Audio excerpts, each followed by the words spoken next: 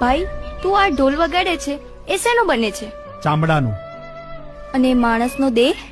એ પણ ચામડાનો. ઢોલમાં માણસનું ચામડું વપરાય છે?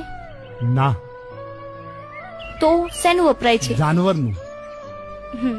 તો એ જનાવરના ચામડાથી બનતો ઢોલ તારા ઘરમાંય છે ને શિવના મંદિરમાંય.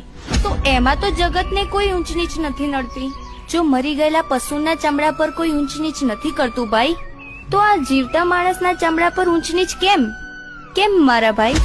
વચન છે મારું કે જ્યાં સુધી હું જગતમાં યાદ રાખવામાં આવીશ ને ત્યાં સુધી તારું નામ મારા સાથે જોડાયેલું રહેશે ને સમાજને બતાવતું રહેશે કે કર્મ મોટો હોય ને તો માણસ મોટો, બાકી જાતથી મોટો એ રિવાજ ખોટો.